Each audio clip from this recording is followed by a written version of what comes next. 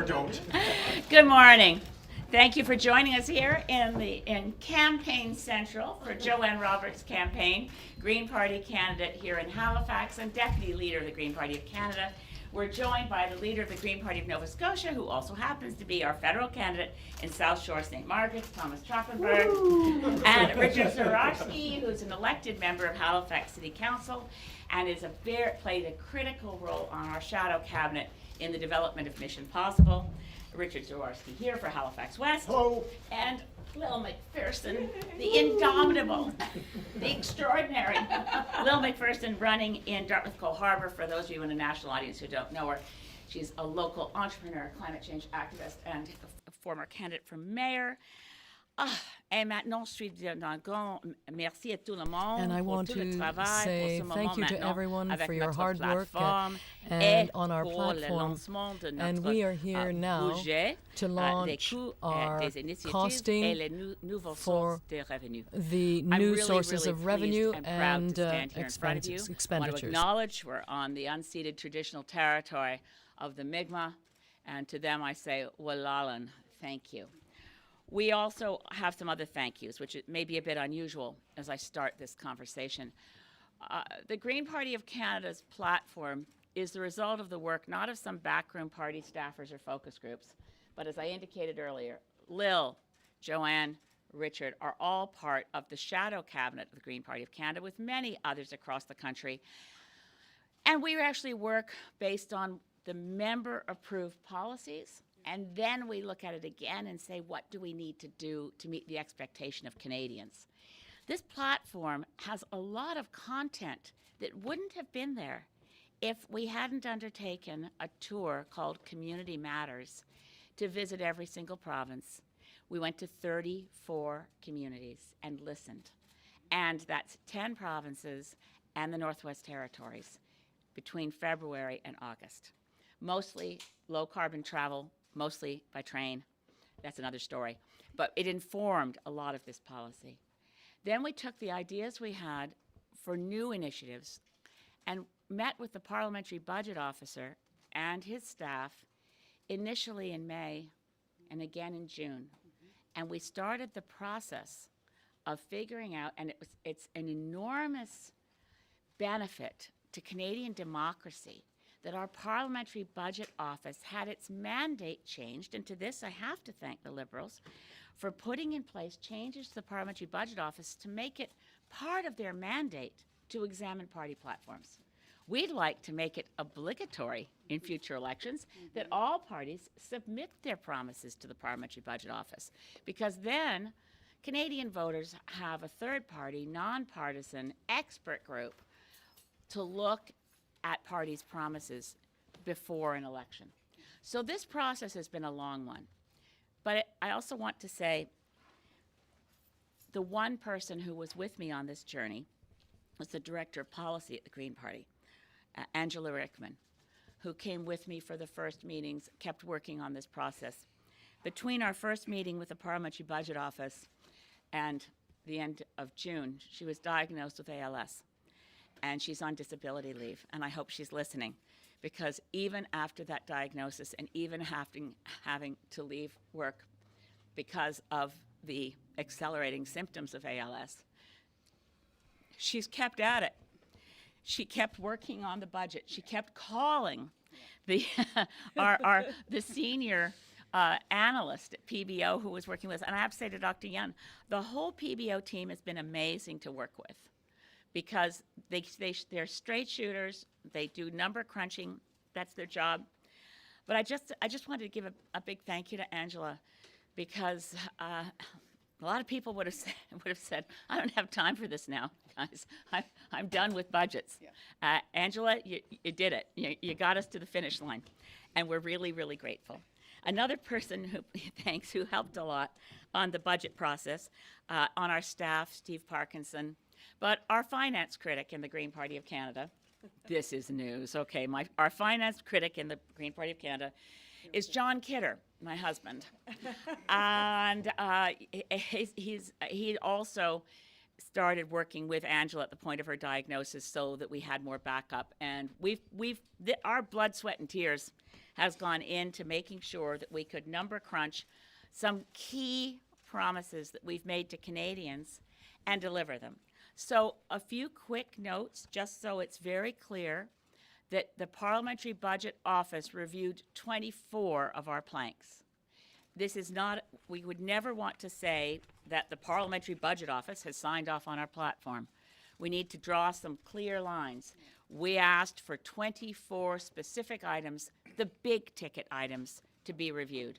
We are releasing every single one of the items that the Parliamentary Budget Office reviewed. We've asked the Parliamentary Budget Office to put everything they did for us for this platform and for this costing analysis. The pieces done by the Parliamentary Budget Office are public. C'est une grande différence entre nous et les autres partis. That's the difference between us and the other parties, because we asked the Parliamentary Budget Office de rendre absolument public to make public all of the research they did for us. We asked for 24 planks of our platform to be reviewed and analyzed by the Parliamentary Budget Office, and I want to extend my sincere thanks to the entire team at the office. The Budget Office has done an amazing job in analyzing. So we know that we have the revenue coming in to cover some very large new programs. We are able to put before you a budget that is balanced in 5 years. But to do that, we have a number of really large new revenue pieces. Let me remind you of the spending promises we've already made. We said we'll bring in universal pharmacare. We said we'll abolish tuition. We'll invest in post-secondary education. We'll provide universal child care. We'll meet the expectations of the Truth and Reconciliation Commission, of the inquiry into missing and murdered Indigenous women. We had to revisit our budget to find $2 billion for this year to meet the new ruling of the Human Rights Tribunal that the Government of Canada owes Indigenous children $2 billion. We had to go back and say, okay, we've got to find $2 billion in there. Those things we have done. And how do we do it? Well, the big ticket items, pharmacare, turns out to be a cost. If you look through the budget, I'll tell you what page to look at, because we have, by category, all of our spending is laid out. On health care and the parliamentary and the pharmacare piece, in this very next fiscal year, 2020 to 2021, is almost $27 billion. It's the and in 21 to 22, $28 billion, and in 22 to 23, $29 billion. But it's essential. We have to do it. So we accept the Parliamentary Budget Office's analysis. They have a caveat, which you'll see when you look at the document, that they didn't take into account savings that accrue through bulk buying of drugs. They didn't take into account the provincial contributions to pharmacare. So when you see those items, we have included the reduced cost of buying the drugs, and we used the statistics and the analysis from the Eric Hoskins report done for the federal government. But it doesn't change it much. It doesn't change the bottom line on pharmacare much till we get to year 3, and then we should begin to be able to negotiate with the provinces, because they will be saving a lot of money. So the provincial contribution to pharmacare doesn't kick in until year 3 of pharmacare. Now, I'm probably diving into too many of the details, but I think it's worth explaining. That is the single biggest big ticket item in what we promised to do. And here's the revenue pieces that let us do it. We're applying a very small tax on financial transactions. That will give us $18 billion by 2025. We're raising the corporate tax rate to be the equivalent of what it is in the United States. That will give us almost $16 billion. We're closing the capital gains loophole. That will give us almost $15 billion. We're applying a tax to commercial banks on their profits. That will be a bit more than $4 billion. Going after tax havens, we've been aware of since the Panama Papers of specific Canadians who've hidden money offshore. That gives us about $5 billion a year. We're applying a wealth tax, 1% on tax of wealth above $20 million. That will give us $7.3 billion by 2025. And we're canceling a range of fossil fuel subsidies. That, of course, is about $3 billion. And another area which I think bears a note, it's not a huge amount of money, but it's time to bring the Amazons and the Netflixes and the Googles and the Facebooks into the tax regime. They mine our data and make a lot of money out of Canada. It's only $1 billion by 2025, but it begins to level the playing field. And we close the loophole that lets people advertise on Google and Facebook and pay less in tax than if they advertised in the Chronicle, Herald, or put an ad on a local radio station. These are the things that bring in enough revenue that we are able to meet these promises without increasing taxes for Canadians. There are no income tax increases, regardless of your wealth. There are changes to the way we, for instance, remove the corporate exemptions for entertainment. Things like renting a box at Skydome and writing it off. That comes to a significant amount of money in a federal budget. Maintenant, je suis vraiment fière. Now I'm very proud de lancer notre to budget launch avec la plateforme. our costed platform, and I want to extend my sincere thanks to everyone who worked very hard on this budget. And in a spirit of accountability and transparency, we are inviting Canadians to look at our proposals and our costed items. This is a platform full of ambitious initiatives aimed at eliminating tax loopholes and fossil fuel subsidies.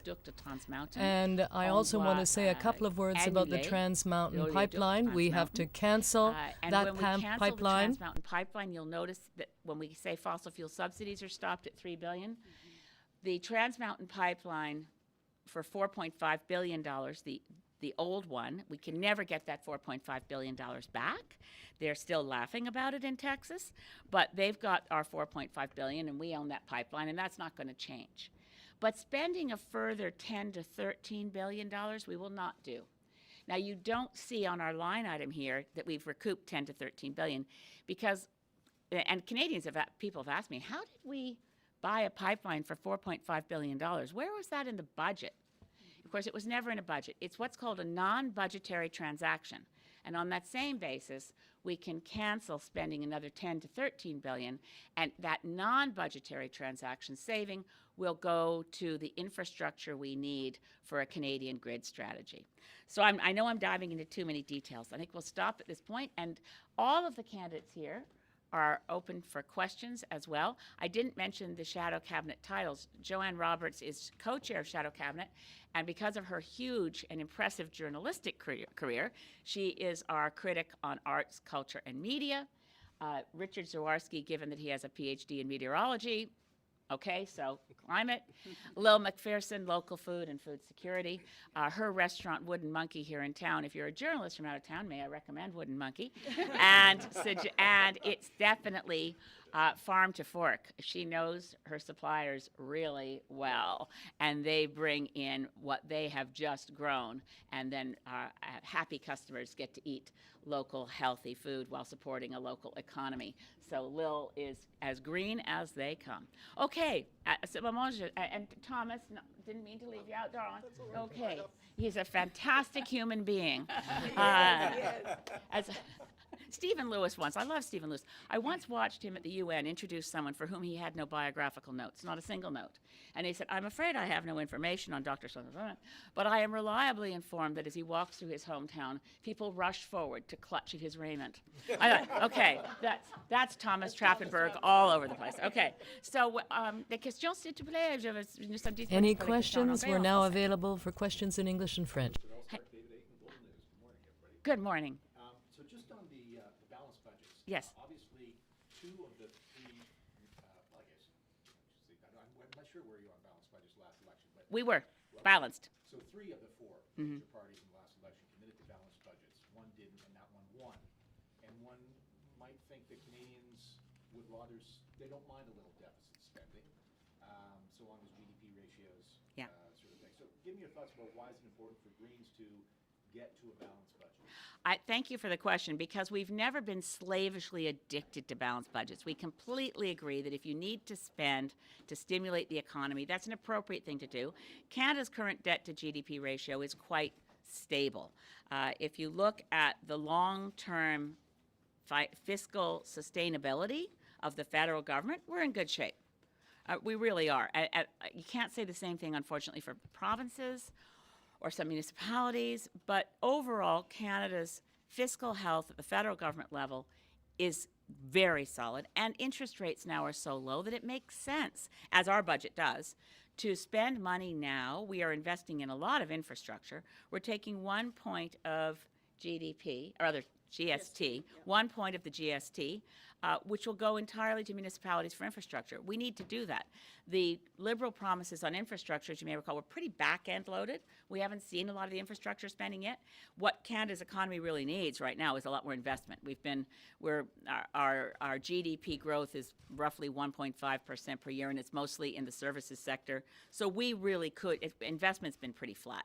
So we are not ideological about balanced budgets. But we do know that it matters to Canadians, and Greens believe in living within our means economically and ecologically, so we come to balance in 5 years. But as I said in the Maclean's debate, as to Paul Wells's question, if there was a change, if we saw a reason that we needed to increase deficits because of a change in circumstance, we'd respond to that. But we believe Canadians need to see fiscal responsibility. It's something that Greens have always cared about. And we balance the budget in the same period of time in which Mr. Scheer plans to balance the budget, but we do it by expanding revenue because we're significantly expanding social programs. So usually the words balanced budget tend to align with parties that are prepared to cut deeply into services to Canadians for austerity. We are not like that. We think we need more spending. We clearly need spending. We've put $400 million in this budget just for the just transition strategy for workers in the coal sector who are seeing phase out coming soon. We're the only party that has done that. We're serious about protecting workers in the transition to a non-carbon economy. So our commitment to budgets that are balanced is not ideological, it's just prudent. I just wanted to chat a little bit about, you mentioned Canada needs investment.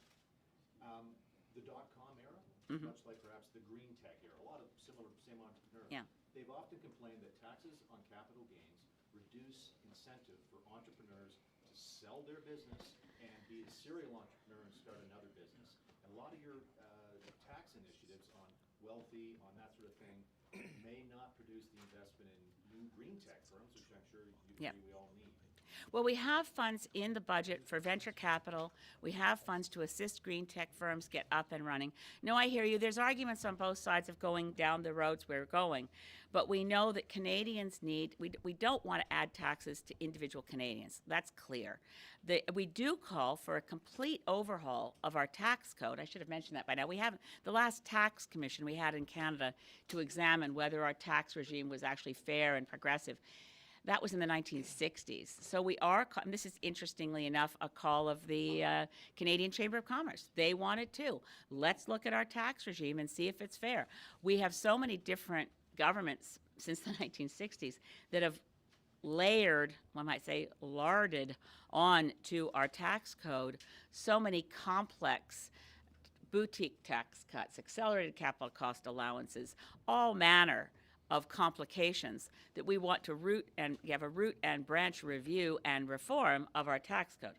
But clearly, lower and middle income Canadians and even fairly wealthy Canadians can feel that they're overtaxed. The super wealthy are definitely, the 1% of Canadians are seeing increased levels of income and wealth, creating a growing gap between the 1% and the rest of us. And we don't want to go down that road. We want much more equity. So that's where we're looking at closing the capital gains loophole, closing the stock option loophole, and working to support small business. We don't change the tax on small business, not a bit. We raise the tax on larger transnational corporations, and to the extent that, and I love working with entrepreneurs, and I love seeing them spin off their businesses and help other entrepreneurs get going. Honestly, in looking at our budget, I don't think we've done anything to chill that kind of entrepreneurial zeal. We want to work to ensure that Canadian businesses also have the kind of robust support from the Government of Canada in patent protection as they go into a fairly predatory world of global capital. But as Prime Minister, should that happen, I definitely want to sit down with entrepreneurs, and if they're experiencing a problem because of the way we've structured this, and I've met with a number of entrepreneurs in establishing this budget. We have a number of informal business advisors. I think we've got the balance right. Ms. May, Taryn Grant, Star Metro Halifax, you mentioned transitioning away from coal. Yeah. And in Nova Scotia in particular, we have plans to continue burning coal much longer than the rest of the country. Those are over now. Well, I'm wondering if you would be looking to accelerate the Yes. transition away from coal in this province. Our plan, Mission Possible, calls for decarbonizing our electricity grid and expanding it rapidly so that every part of Canada we be able to sell from one province to the other, that the grid itself would be 100% renewable energy. This is a key step in the deep decarbonization of our economy. So burning coal is one of the first things to go. And mining coal as well. Now, the task force on coal sector workers has already gone out, met with the communities, met with the workers, and Nova Scotia should be able to rely on 100% renewable energy from, for instance, Hydro-Quebec. Right now, there's a pinch point. Hydro-Quebec's power gets as far as Moncton. And it's not actually a physical pinch point as far as I can understand. It's just been historically that we haven't accessed Hydro-Quebec. There's a lot of renewable energy available to each part of Canada from another part of Canada once we get the grid system working properly. So we don't want to leave any part of Canada behind. We don't want any worker to feel insecure. One of my favorite moments of eureka was as a former resident for most of my formative years and through my 20s, living in Margaree Harbour. We used to take the trailer down to Inverness, and we used to buy a ton of coal and literally dump it back in the trailer, take it home and burn it in the warm morning furnace. And that strip mine coal, the Evans coal mine, all that activity that was going on in Inverness has now turned into the Cabot Links golf course. Not necessarily all of it, but the part along the shoreline. So we have the same number of people employed now in the Cabot Links golf course, which, as I think a lot of people from Inverness County realize, has raised the economic activity of the region quite substantially. No airport, thank you very much. But there's a transition to be had, and there's jobs in a decarbonized economy. And we should never, ever have allowed the Donkin mine to open. Klein Coal should never have been allowed to reopen the Donkin mine.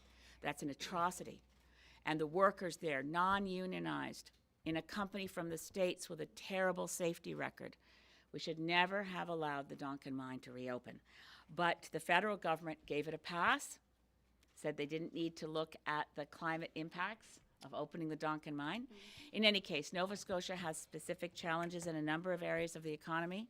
We are here to say that the economic opportunities for Nova Scotia are greater in a carbon-constrained world where we focus on industries that benefit this economy. More renewable energy by far. Energy-efficient homes that you don't waste money heating the outdoors in the winter and cooling the outdoors in the summer. Tourism, our fisheries, arts and culture, making films. I mean, there are a lot of really vibrant economic opportunities in Nova Scotia that governments have just ignored the places where we can employ the most people and raise the quality of life and the standard of living. And of course, Greens are very firm on childcare and pharmacare and a senior strategy and a dementia strategy and reducing the cost of housing, which isn't as critical a problem as Nova Scotia, although in some areas it can be. Here it is here. Not a problem in Margaree. But affordability is a key issue right across Canada. Once you eliminate the cost of filling your car up at the gas station, once you eliminate the cost of buying fuel oil for a house that leaks it to the outdoors, your life is more affordable. Add in that we will work with every province. Our goal is guaranteed livable income so that we eliminate poverty right across Canada. Every part of Canada will benefit from our platform. How would you reconcile your plans with the plans of the government of Nova Scotia for their energy aspirations? Well, when you regulate under the Canadian Environmental Protection Act, which the power to regulate is there, that becomes obviously one province at a time. We'd have a conversation, a respectful conversation and negotiation. But the federal toolkit includes the ability to say you can't produce this much CO2 from this particular facility, and then that's that. Yes? Just following up on Taryn's question about deadlines for getting off coal in Nova Scotia. The current, the current government has Yeah. given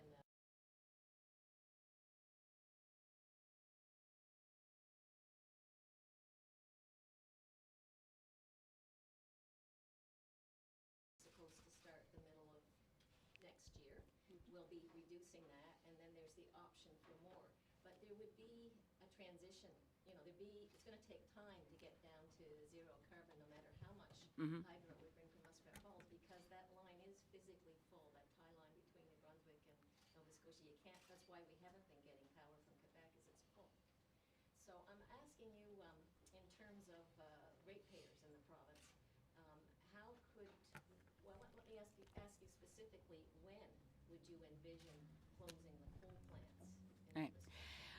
By what deadline? All right, let me be clear that our policies, and I'm very happy to at some point, I know that Richard and Joanne and Lil and Thomas are all chomping at the bit to answer some of these questions, so I will.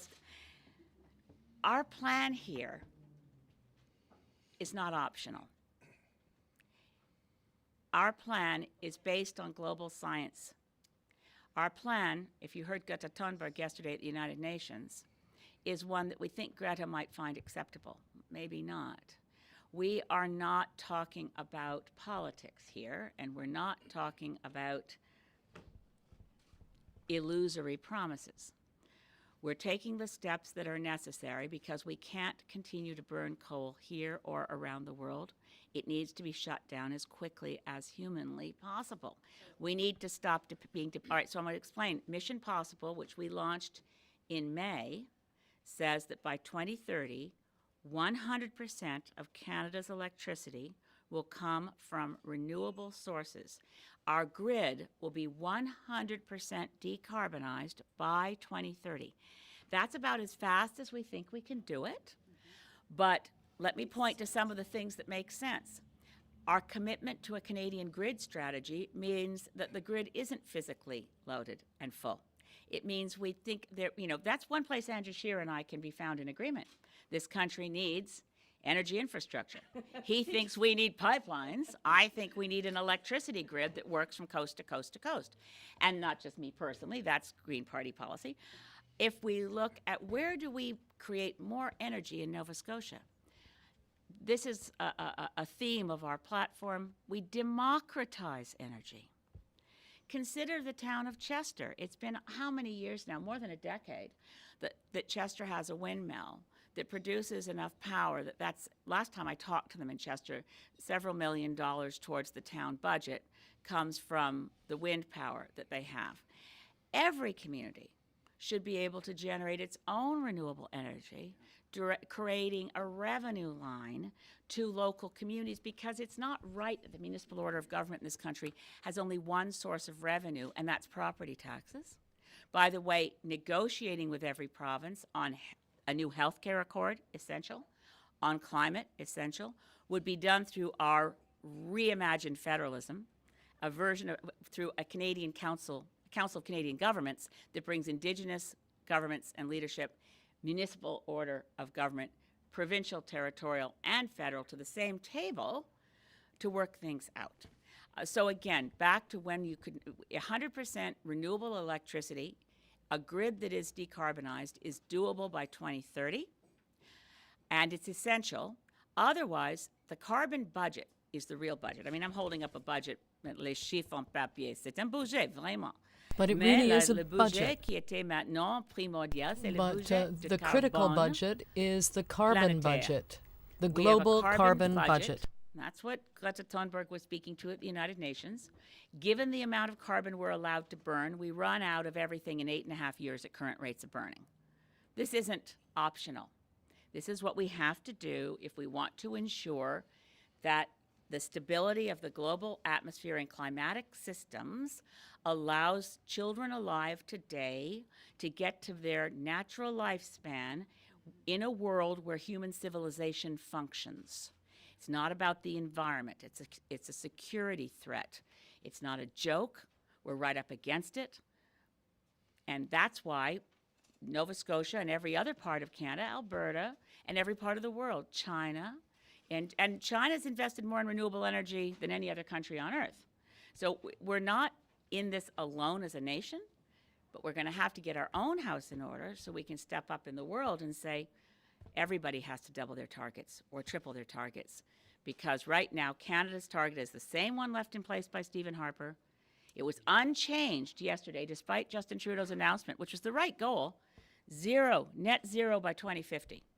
Well, the news to Justin Trudeau and any Liberal candidate, which is everybody in Atlantic Canada running for re-election, you can't get to net zero in 2050 with your current plans till 2030. Our target, 60% below 2005 levels by 2030, is exactly double what Stephen Harper put in place in May 2015, which the Liberals initially said was too low, was weak, was unacceptable. I remember Catherine McKenna saying in Paris, the Harper target is the floor, we're going to do better. Somewhere in 12 months between when the words left her mouth in Paris and a year later, the floor became the ceiling, and they haven't reached it yet, right? So we're not here to play politics about climate. We are here to say science demands these actions. You can't negotiate with physics. And if school children can see this as clearly as they do and march in climate strikes on the streets because we're stealing their future, that's not rhetoric. That's what we're doing. We're stealing our own children's future, and we know it. We can pretend we don't. But we can right now step up, face facts, and say, those days are over. We have a plan. We want everyone to join in together because this is the moment for societies to rally around. There's not as good a word in English as there is in French for this, but les mots en français, l'idée, aspiration, c'est l'idée words of the idea, the term aspirational means it's a societal vision, everyone working together towards it, everyone on the bridge. All hands on deck. We do this together or we fail. We do it, Liberals, Conservatives, Bloc, Green, New Democrats, we do it together or we fail our children. That's why our targets are derived from science. And I'm sorry that the Nova Scotia government's targets aren't, but they will be, I'm sure, willing to join the rest of the world and the rest of Canada. When a lot of Green MPs are elected, they'll see the handwriting on the wall. I'd like to ask you about your national transportation strategy. Oh, yes. Has that been budgeted by the PDO? No, we budgeted the revenues to cover it as opposed to asking them to cost it. And Halifax Council recently quashed an idea for using Via Rail to set up a commuter rail system. We didn't quash it. Would you like to speak to that? Yes, I would. No, Okay. it wasn't Oh. quashed. Okay. Why you think that it will work on a national level when the feasibility did not look like it was going to work on a local level? Well, first of all, Via Rail, status quo Via Rail doesn't work. Via Rail should work. It doesn't have even one of the things in our platform is to create a legislative framework for what Via Rail is supposed to do. Amtrak in the United States has a legislative framework. It gives it a mandate to provide affordable transportation for Americans. Via Rail has no legislative mandate. It's run as a Crown corporation with a board that I think has charted a course for Via Rail to be an antique system designed for tourists. So we need to modernize Via Rail. We need to invest in Via Rail. We need Canadian steel for tracks for Via Rail. Not a whole new set of tracks, but as you'll see in our platform, 10 kilometers of new tracks here and there can help Via Rail run on time. We need to electrify the engines. I look at my carbon footprint all the time. I'm getting on the train today to get to Montreal tomorrow. I take the train a lot, and I'm very well aware that it's an improvement on driving or taking a plane. But if you compare the carbon footprint of Via Rail to any train in Europe, we don't compare very well. We need to modernize, enhance, have daily service, and then Via Rail becomes the backbone of a national transit strategy with spurs or spokes to the hub, however you want to visualize it, with light rail, buses. Canadians in rural and remote communities are so underserviced compared to citizens of even developing countries, much less modern industrialized countries. We need to invest in high-speed rail. So I will ask Richard, because I don't know what the Halifax City Council said on this matter, and I'd like to know. That's one thing about Green Party folks is we admit when something is new information, and I'd sure like to know about what Halifax City Council said about Via Rail, and if my intuition is correct, it was just the way it works now that was a problem. But I'm guessing. Just before we get him, could you just tell me what kind of input you sought from municipalities in developing the national transportation strategy? I went from, as I said, 34 communities. I met with mayors. I met with mayors right across the country. Sat down with mayors to hear what was on their minds. Surprising how much I heard about the opioid crisis, how much I heard from mayors in New Brunswick that the workers who came back from the oil sands came back with addiction problems, came back living on streets, how they brought problems that they never saw. I mean, I'm a maritimer. I didn't know that would be what I'd hear from mayors. I heard from mayors about the lack of support for infrastructure. I heard from the mayor of Mission, BC, oh, this is a killer. They've got a almost 40-year-old sewer line running under the Fraser River, and it's cracking. The federal government said they'd help them with the infrastructure to build a new sewer line. They said they'd give them $7 million. The mayor came back and said, we've had to cost these additional things, like it costs $250,000 a day for a monitoring vessel in the Fraser River while we're doing the repair work. We need more money. The federal government said, and okay, in the Maritimes, I need to underscore what the Fraser River means to us in British Columbia. It's our salmon. So there's a sewer line that is cracking under the Fraser River, and it needs repair. The federal government, when the mayor came back to them and said, and I just was talking to her, the mayor came back and said, we need more money to build the project. They said, sorry, no more money. And since you can't do it, give us back the $7 million we already gave you.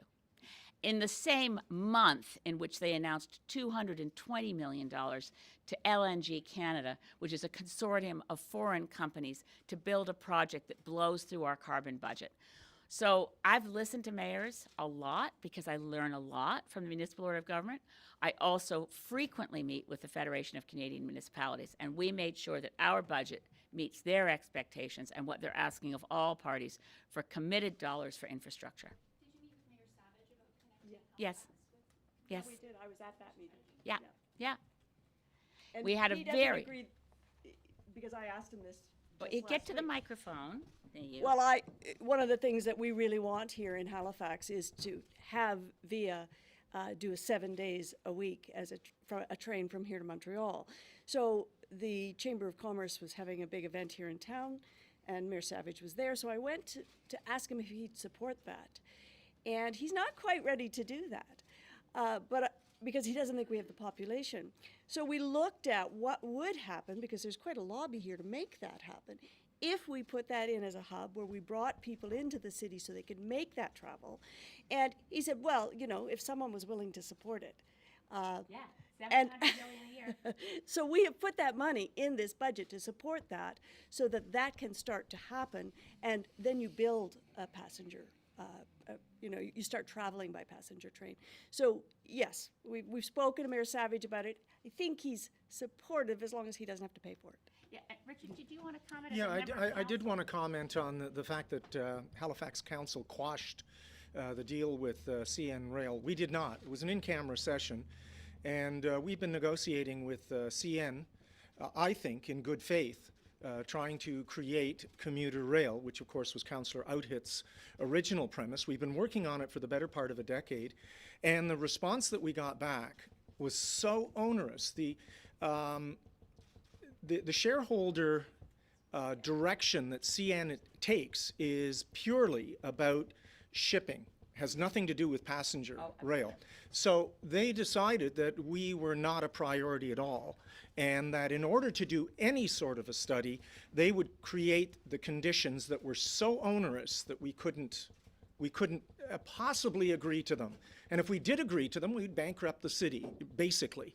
And so there is no political will on a federal level or a provincial level to make sure that CN comes to the table with a municipality like HRM, where we try to make decisions for the best interests of our residents. And what you get back is, oh, Halifax City Council has quashed the deal. That is not the case. Okay, that's what I knew.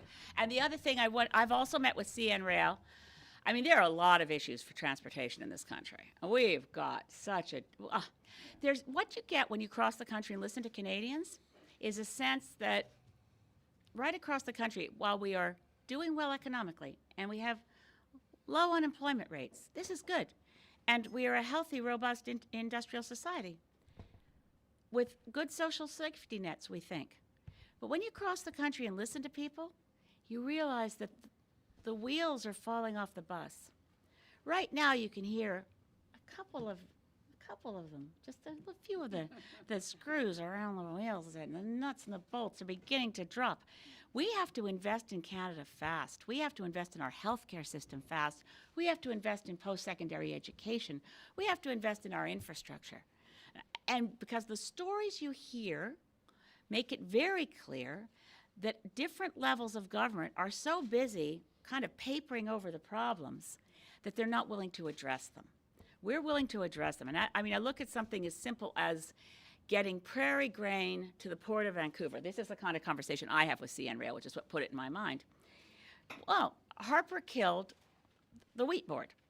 Who would have thought that that would lead to large freighters using free anchorages in my riding and making my constituents so unhappy? Who would have thought it would mean that prairie farmers can't get their grain to market because the wheat board used to consolidate the sales and have more predictable shipments? What happens with a container ship that has, well, not a container ship, rather a freighter that has 4 holds? So they pull up at the Port of Vancouver and they can get some grains. They fill up some grain and then the ship goes back and sits at free anchorage. The whole chain from prairie farmer through the train tracks being clogged to putting passenger rail on the siding costs prairie farmers money, costs the shippers money, costs the Port of Vancouver money, and costs my constituents a good night's sleep. And what does it start with? We're a modern industrialized society with nobody paying attention anymore to getting things to work smarter and better. And we think that against whatever public expectations there may be about Greens, we're serious about getting transportation to work better for the farmer, for the shipper, for the passenger, for the environment. These things come together around doing things smarter. Ms. Spade, I have a bit of a question about math. David Thurman from CBC News. It's on behalf of my colleague Janice McGregor. She's wondering why the financial transactions tax is 0.5% in the costing, but only 0.2% in the platform. There seems to be a discrepancy. There is a discrepancy, and I'm glad, and thanks, Janice. I should have mentioned the fact that we knew there might be some glitchiness in not having had our full costing from PBO when we brought the platform out, and our change in the it is a change. We realized that 0.5% was still trivial to those doing financial transactions, but in order to meet the higher number, we did not expect pharmacare to be a $27 billion amount. We have adjusted and readjusted. That's the one place, and absolutely correct. We went to 0.5 from 0.2, and it's absolutely correct that the platform language and how we budgeted, but obviously where the two come together is the budget rules, because we need to make sure that our revenue is sufficient to cover our commitments, and we were not prepared to reduce one iota our commitment to universal pharmacare. So the costing for pharmacare came out when? No, No, we just No. got it on Friday. no. We got our planks costed by the PBO, and the platform was put to bed in terms of, and this is backroom stuff. There are not, let's see if there's any other examples. Our sugary drinks tax that you'll find in the budget was at the last minute, as someone was editing the platform, they thought, that sounds like a low level of detail we don't need to include in the platform. It was always intended to be in the platform. A tax on sugary drinks is for the purpose of discouraging empty calories that lead to an increase in diabetes, the Heart and Stroke Foundation, the Diabetes Association. I was confident it was in the platform, went back and looked, and where did the tax on sugary drinks go? Oh, it's in the budget, but it's not in the platform. So there are some areas of discrepancy, and unfortunately, I made the call, I take responsibility for this, that we could not delay our platform till today. And we're not prepared to be in September 25th, are we today? Yeah. I did not want a September 25th with an election that started September 11th be releasing our full platform. There are very few minor discrepancies between what's in the budget and what's in the text of the platform. They are, yes, that was always in our intention for this budget and this platform. And it was costing. And we knew the PBO. When I first met with PBO back in May that I mentioned, they told me they were already planning to cost the wealth tax. So we didn't put that in as one of our asks, but we absolutely adopt it. Okay, so that wasn't in the platform, but It's in the aspirations of the platform. It's not as crystal clear as it could have been. It was always our intention, so it's not a change. It's just clear in the budget now. And finally, are you happy with how the PBO costing has gone? Has it been carried about in a timely manner? I can't. I would. Yeah. Is there ways to improve this? This is the first year in which the PBO has had this within their mandate. Yeah. I can't say enough about how grateful I am to them. We were assigned a senior analyst from the beginning. We submitted more planks than other parties, it's true. We didn't get our final on a few of these items till at the point that we launched our platform, we still didn't have absolutely all elements. And that meant that we were taking a bit of a risk, but we were confident that on the revenue items we'd already seen, that we could hit balance and meet all of our promises. There were some, honestly, surprises that meant we had to rethink our budget, make sure we could cover everything, make sure that we did our due diligence. I can't say enough about how grateful I am to the Parliamentary Budget Office for the diligence, for the accessibility, and you know, when you're again, in our particular circumstance where our key point person working with their senior analyst received a terminal diagnosis in the middle of the process, we also had an extremely close relationship and a lot of personal support coming from PBO for what we were dealing with internally. It was harder than it might have been, but I can't say enough about how grateful I am for their hard work. And there was the court decision of $2 billion. Oh, yeah, well, the Human Rights Tribunal. I mean, there were things that change as you go forward. We had to account for another $2 billion we weren't expecting to make sure that I could say to Cindy Blackstock and mean it, Green Party of Canada is fully committed to the decision of the Human Rights Tribunal. We would not go to court to appeal it. We want to ensure that every Indigenous child who's owed a good start in this country knows the Green Party of Canada recognizes that $2 billion is just the beginning, but we will meet that court ruling. I've just had the chance to go through some of the stuff, so now my questions might be better, I hope. I don't know. Oh, they were good at first. They were really good. No, sorry. Please explain to parents why the RESP program should be discontinued. It's been a very popular program.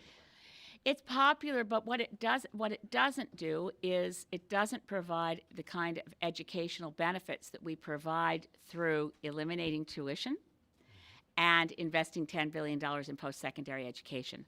So it's a popular program, but with no purpose once we've eliminated tuition. Okay, that makes perfect sense. Okay, thank you. And sugary drinks. Yes. Among all things, there's been great debate in many jurisdictions about that. It's evidence of the nanny state. Why do this? And I guess if you really do want to tax things that are bad for you, why not just tax sugar, period? wherever it shows up. I mean, there's any number of health studies that shows too much sugar wherever it comes. Yeah. Is what's going to cause diabetes, cancer, etc. So from either side of it, it sounds like a very much of a half measure that's just kind of a virtue signaler rather than something that's really going to get something done. I would respectfully disagree that it's virtue signaling, although I think I like virtue signaling better than vice signaling, if we're going for signals. But what the doctors have told us as a party, we have met with the Heart and Stroke Society, we have met with the College of Family Physicians, we have met with the Diabetes Foundation. I'm a member of the Parliamentary Caucus on Diabetes and TB.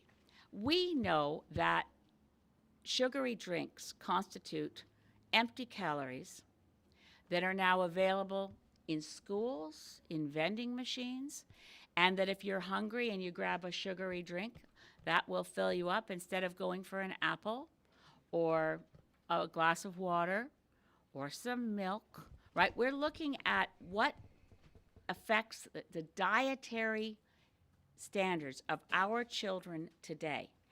We know that for the first time, and as a child born in, an old lady born in 1954, when I was a child, we didn't have access to sugary drinks the way kids do now. The volume of empty calories offered to children today, and that's just one of the factors. A more sedentary lifestyle, there are many factors. Teeth decay. Yeah, there are Tooth teeth. Oh, we also decay. have dental care for in the Environmental. platform for anyone who's low income.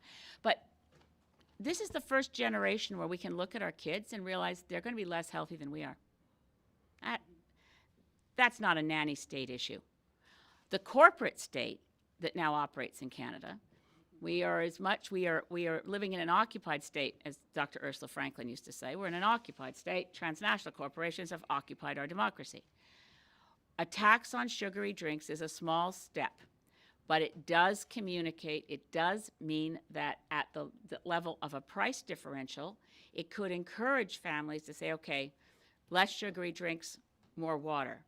Less sugary drinks, glass of milk. Less sugary drinks, putting an apple in the bag to go to school. There's It's also one important. more, too. What, you There's get in also there, a Lo. huge, also there's a huge environmental footprint. I had a good friend that was the vice president of HR for Coca-Cola, and I visited her all over the world. And we spent a lot of money on resources and water and energy to ship basically sugared water all over the world. So there's not just an impact on the health, which is huge, teeth decay. It is awful for kids. We all know that. This is a no-brainer for me. But the environmental footprint to ship this bottled water, plastic bottled water, all over is another big game changer. There's a lot of ripple effects to one thing, right? So. Yeah. So the tax on sugary drinks is a health measure advocated by experts, and we listen to experts. That's our bottom line. Nobody has ever come to me to say a tax on sugary drinks from a medical organization, from a group of doctors, from a group working on a specific disease issue. No one has ever come to me and said, make sugary drinks more widely available. That'll be awesome. No, that is something Coca-Cola will tell us. And Pepsi-Cola. Yeah, not so much. Any other questions? Oui. Merci à tout le monde, mais tout à tous, and thank you to the wonderful all. candidates who are here. I want to mention two other candidates. I'm really excited about Cape Breton. Just want to say that we have no Liberal incumbents in Cape Breton, so that's by Roger. Yeah. So we have running in Cape Breton Canso Clive Doucette, a tremendous candidate, and running in Sydney Victoria, we have Lois Foster. These are tremendous candidates. We've never before had people step up across the province. So you may know your mainland candidates better. I just wanted to give Anthony Edmonds is from not here, but he had a debate. Yeah, he had a debate this morning. But I just wanted to say, for people from the Ottawa area, you may remember Clive Doucette as a perennial and very dedicated councillor in Ottawa City Council. So I know some of our media here is more connected to Ottawa than to Halifax. Clive Doucette, candidate in Cape Breton Canso, and Lois Foster in Sydney Victoria, and all the great candidates here, all the way Judy Green down in the Annapolis Valley. We have Jason Blanche in Cumberland Colchester. Terrific candidates, and I'm really looking forward to a green breakthrough in Nova Scotia. Thank you very much. Right.